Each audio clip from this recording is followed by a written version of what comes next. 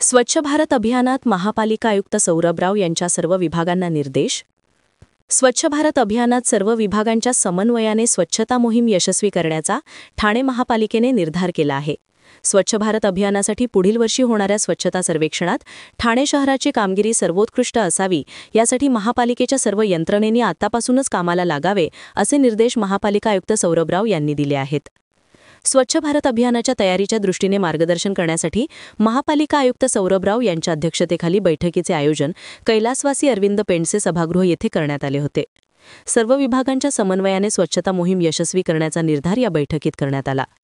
बैठकीस अतिरिक्त आयुक्त क्रमांक 1 संदीप माळवी, अतिरिक्त आयुक्त क्रमांक 2 प्रशांत रोडे, नगर अभियंता प्रशांत सोनाग्रा, टीएमटीचे व्यवस्थापक भालचंद्र बेहेरे, नगर रचना सहाय्यक संचालक संग्राम कानडे यांच्यासह सर्व उपायुक्ता, सर्व उपनगर अभियंता, सर्व सहाय्यक आयुक्त आणि सर्व कार्यकारी अभियंता उपस्थित होते.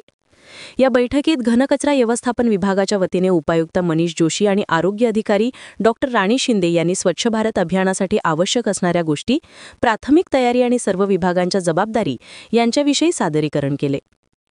महापालिका क्षेत्रात स्वच्छता राखणे हे आपले मूलभूत कर्तव्य आहे.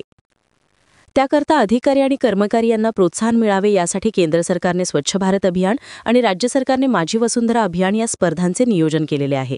आपण आपले काम गुणवत्तापूर्ण करण्याची आवश्यकता आहे. दैनंदिन स्वच्छता, सार्वजनिक शौचालयांची दिवसातून 4 वेळा नियमित सफाई, शौचालयांची आवश्यक ती दुरुस्ती, सुस्थितीतील रस्ते, पदपथ, दुभाजक उद्याने या गोष्टींचा एकत्रित परिणाम शहराच्या स्वच्छतेवर होतो याची जाणीव ठेवून सर्व विभागांनी उत्तम समन्वय साधून या मोहिमेसाठी काम व्हावे असे आयुक्त राव यांनी स्पष्ट केले. तसेच शहराची स्वच्छता हा प्रत्येक नागरिकांच्या अभिमानाचा विषय झाला पाहिजे. त्यासाठी महापालिकेच्या स्वच्छता दूतांनी त्यांच्या हजेरीपेटीच्या परिसरातील नागरिकांशी कायम संपर्कात राहावे. मोठ्या प्रमाणात कचरा निर्माण करणारी गृहसंकुले, व्यावसायिक आस्थापना यांच्याकडील कचऱ्याचे वर्गीकरण आणि विल्हेवाट या प्रकल्पांचा नियमित आढावा घेण्यात यावा. स्वच्छतेच्या सर्व उपक्रमात नागरिकांना सहभागी करून घ्यावे. ही मोहीम केवळ महापालिकेचीच नसून त्यात सर्व नागरिकांचा सक्रिय सहभाग आवश्यक आहे. त्याशिवाय शहर स्वच्छतेच्या सर्व निकषांची पूर्तता करता येणार नाही असेही आयुक्त राव यांनी सांगितले. ब्युरो रिपोर्ट, जनादेश.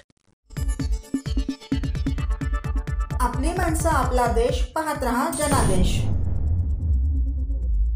आदिवासी समाजाने उत्साहात साजरे केले वसुबारस. दिवाळीच्या सणाची सुरुवात होते तो पहिला दिवस म्हणजेच वसुबारस. या दिवशी गाय वासराची मनोभावे पूजा अर्चा केली जाते. जिल्ह्याच्या ग्रामीण भागामध्ये गोठ्यामध्ये असणाऱ्या गायी व बैलांना सजवून त्यांची पूजा अर्चा केली जाते. तर वसुबारस हा सण आदिवासी समाज बांधवांमध्येही खूप महत्त्वाचा मानला जातो. त्या दिवशी आदिवासी समाज बांधव पारंपरिक पोशाख परिधान करून ठाणे जिल्हाधिकारी कार्यालयाच्या आवारात असणाऱ्या तारपाधारी अर्धपुतळ्याची पूजा अर्चा करतात. दरवर्षी आदिवासी समाज बांधव वसुबारसमध्ये दिवाळीच्या पहिल्या दिवस मोठ्या आनंदात व उत्साहात साजरा करत असतात. यंदाही वसुबारस निमित्त ठाण्याच्या जिल्हाधिकारी कार्यालयाच्या आवारात श्रमिक आदिवासी संघर्ष समितीचे अध्यक्ष हंसराज खेवरा यांच्या वतीने जिल्हाधिकारी कार्यालयाच्या आवारात असणाऱ्या तारपाधारी अर्धपुतळ्याच्या आदिवासी समाज बांधवांनी, विशेषतः महिलांनी पूजा अर्चा करून जय आदिवासीच्या घोषणा दिल्या. तसेच आदिवासी समाज बांधवांनी पारंपरिक तारपा नृत्य सादर करून उपस्थितांना मंत्रमुग्ध केलं. पाहुयात काही दृश्य.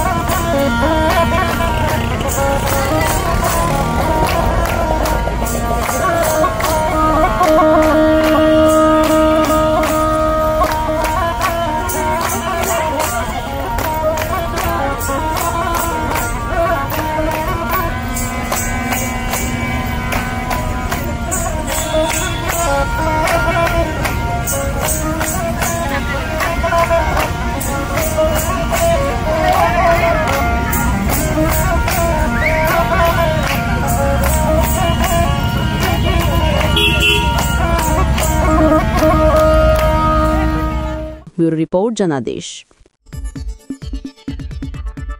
आपली माणसं आपला देश पाहत रहा जनादेश. सर्व नागरिकांना आवाहन करण्यात येत आहे की सध्या डासांमार्फत पसरणाऱ्या डेंग्यू या आजाराचा प्रसार रोखण्यासाठी प्रत्येकाने पुढील प्रमाणे कार्यवाही करावी. डेंग्यू आजार एडिस इजिप्ती हा डास चावल्याने होतो. या डासांची पैदास साचलेल्या किंवा साचवलेल्या स्वच्छ पाण्यामध्ये होते. 8 दिवसांपेक्षा जास्त दिवस पाणी उघडे व साचून राहिल्यास त्यात डास अंडी घालतात. अंड्यांच्या अळ्या तयार होऊन पुढे डास तयार होतात. यासाठी आपल्या घरातील पाणीसाठे उदाहरणार्थ बॅरल्स, पिंपे, टाक्या, हौद, रांजणे इत्यादी दर आठवड्याला रिकामे करून घासून पुसून कोरडे करून पुन्हा भरावे. 1 दिवस कोरडा दिवस म्हणून पाळावा. पाणी साठ्यांना घट्ट झाकणे बसवावीत किंवा जुनी साडी, चादर, धोतर यांनी बांधून झाकून ठेवावीत, म्हणजे डास त्यात जाऊन अंडी घालणार नाहीत. घराच्या गच्चीवर, आजूबाजूला, अंगणात कोठेही पाणी साचू देऊ नये. भंगार सामान उघड्यावर टाकू नये. उदाहरणार्थ टायर्स, प्लास्टिक सामान, कुंड्या, टाकाऊ वस्तू इत्यादी. अशा सामानात पावसाचे पाणी साठून त्यात डेंग्यूच्या डासांची पैदास होते. घरातील कूलर्स, फ्रीजच्या पाठीमागील ट्रे हे देखील वेळोवेळी कोरडे करावेत. लक्षात ठेवा, नुसत्या फवारणीने डास घनता कमी होत नाही, तर त्यासाठी डास पैदास ठिकाणे नष्ट करणे ही आपल्या सर्वांची जबाबदारी आहे. कोणताही ताप अंगावर न काढता जवळच्या शासकीय रुग्णालयात मोफत औषधोपचार घ्या. अशा प्रकारे नागरिकांनी सहकार्य केल्यास डेंग्यूचा प्रसार रोखणे सहज शक्य आहे.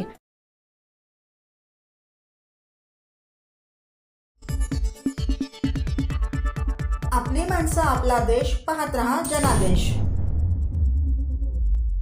ठाणे सिव्हिल रुग्णालयात बालडायलिसिस केंद्र उभारणीच्या दृष्टीने पाहणी. कोकण पदवीधर मतदारसंघाचे आमदार माननीय ॲडव्होकेट निरंजन डावखरे यांच्या उपस्थितीत ठाणे सिव्हिल रुग्णालयात मंजूर झालेल्या बालडायलिसिस केंद्राच्या उभारणीसाठी प्राथमिक पाहणी करण्यात आली. विधान परिषदेत उपस्थित केलेल्या प्रश्नावर महाराष्ट्र राज्याचे आरोग्यमंत्री प्रकाश आंबेडकर यांनी सकारात्मक प्रतिसाद दिला. जुलै महिन्यात सादर करण्यात आलेल्या निवेदनावर त्यांनी या महत्त्वाच्या प्रकल्पाला तात्काळ मंजुरी दिली होती. प्रकल्पाच्या प्रगतीचा आणि पुढील टप्प्यांचा आढावा घेण्यासाठी उच्चस्तरीय बैठक आयोजित करण्यात आली होती. या बैठकीस माननीय आमदार ॲडव्होकेट निरंजन डावखरे, ठाणे सिव्हिल रुग्णालयाचे वैद्यकीय अधीक्षक व जिल्हा शल्यचिकित्सक डॉक्टर कैलास पवार, बालरोगतज्ञ व nephrologist doctor Uma Ali Wadia hospital, बालरोगतज्ञ doctor Paramanand, doctor Shanbhag Sion hospital तसेच इतर वरिष्ठ अधिकारी उपस्थित होते.